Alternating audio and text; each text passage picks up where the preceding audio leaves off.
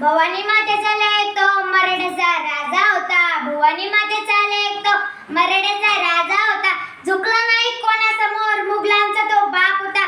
झुकला नाही कोणासमोर, तो मुघलांचा बाप होता.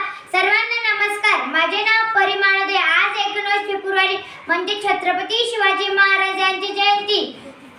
सर्वप्रथम रयतेचे राजा छत्रपती शिवाजी महाराजांना माझा मानाचा मुजरा, मानाचा मुजरा, मानाचा मुजरा.